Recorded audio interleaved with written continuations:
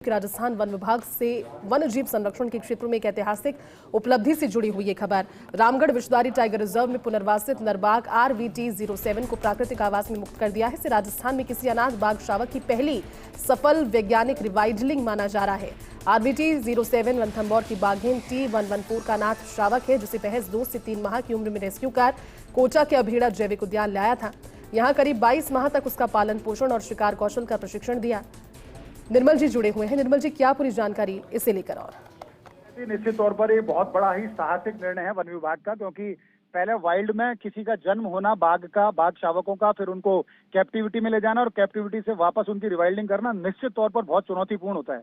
क्योंकि जब कैप्टिविटी में बाघ यानी बिग कैट जो एपेक्स प्रेडेटर है, उसके बच्चे जब पलते हैं तो निश्चित तौर पर उनमें वो क्वालिटीज नहीं होती जो जंगल के अंदर सर्वाइव करने को लेकर होती थी। लेकिन फर्स्ट इंडिया न्यूज के माध्यम से हम लगातार इस बात की आवाज उठाते रहे थे कि जंगल का बाघ जंगल में ही अच्छा लगता है, उसको कैप्टिविटी से निकाला जाए और कभी ना कभी तो इस तरह के साहसिक कदम उठाने ही पड़ेंगे जब आपको रिवाइल्डिंग की ओर बढ़ना होगा। और ये रिवाइल्डिंग सफल रही तो निश्चित मानिए इस मॉडल को पूरे देश में अपनाया जा सकता है।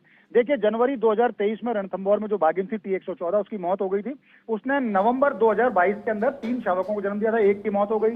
2 शावक बहुत छोटे थे, तो जनवरी 2023 में उनको जब माँ उनकी खत्म हो गई तो उनको अभेड़ा बायोलॉजिकल पार्क भेजा गया ताकि उनको वहां पर रखा जा सके। कैप्टिविटी में उनको रखा गया अभेड़ा बायोलॉजिकल पार्क में, उनकी लगातार उनकी देखभाल की और जब वो बड़े हो गए तो 3 दिसंबर 2014 को पहली बार उसको अभेड़ा भेजा गया और 4 दिसंबर को उनकी अभेड़ा के अंदर पूरी तरह से 3 और 4 दिसंबर को शिफ्टिंग कर दी गई। उसके बाद अगर सीधे तौर पर हम देखें तो इन दोनों को लगातार इस बात को आवाज उठाएगा कि इनको वाइल्ड में इनकी रिवाइल्डिंग करनी चाहिए। तो इसकी जो फीमेल जो कब थी उसको मुकंदरा भेजा गया था और कुछ दिन पहले उसको हार्ड रिलीज कर दी गई थी जंगल में, लेकिन फीमेल सर्वाइव कर जाती है मेल के साथ। लेकिन मेल टू मेल सर्वाइव करना बड़ा मुश्किल होता है। तो इसका जो मेल शावक था उसको पिछले 17 जून को रेडियो कॉर्नर लगाया गया था। सुगनाराम जाट जो यहाँ के फील्ड डायरेक्टर हैं, उनकी देखरेख में तमाम काम हुए। DFO जो अरुण कुमार है और यहाँ जो मुख्य वन जीव प्रतिपालक है अरुण प्रसाद, तमाम इसकी मॉनिटरिंग कर रहे थे।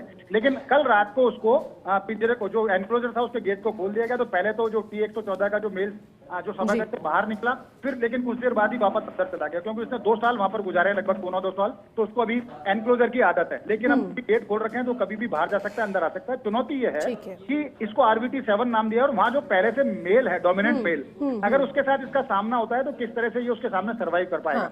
लेकिन 1.5 साल इसको लगातार एनक्लोजर में ट्रेनिंग दी गई, वहां पर लाइव शिकार इसने काफी किए। तो निश्चित तौर पर ऐसा लग रहा है जैसे इसकी शारीरिक बनावट से भी ऐसा लग रहा है कि मुकाबला कर सकता है। और वैसे भी इसमें जो जेनेटिक जो इसके जो गुण है इसमें, वो ये बताते हैं कि क्योंकि कैसे परिवार से था, T114 का बेटा है, तो निश्चित तौर पर कहीं ना कहीं इसमें वो सारे गुण मौजूद है। लेकिन उनको रिवाइव करने की जरूरत थी, उनको पॉलिश करने की जरूरत थी। तो माना यह जा रहा है कि 1.5 साल का जो पिछला इसकी जो ट्रेनिंग का दौर था वो इसको सर्वाइवल में काम आएगा। और लेट्स द फिंगर क्रॉस कि इसके साथ ऐसी कोई दुर्दांत घटना ना हो, जब कोई दूसरे मेल के साथ इसकी अगर कॉन्फ्लिक्ट होता है और इसके साथ कुछ ऐसे अनहोनी हो, तो भगवान करे ऐसा ना हो और ये रिवाइल्डिंग सफल रहे, ताकि पूरे देश में इस मॉडल को अपनाया जा सके। और इसमें एक बात और कहूंगा कि फर्स्ट इंडिया न्यूज ने जिस तरह से सरोकार निभाए, बार बार वन विभाग को चेताया, NTCA को कहा कि आपको परमिशन देनी चाहिए इसकी रिवाइल्डिंग की, तब जाके प्रयास सफल हुए। बिल्कुल निर्मल जी, और यही कारण है कि अब ये संभव भी हो पाए। बहुत शुक्रिया साथ जुड़ने के लिए।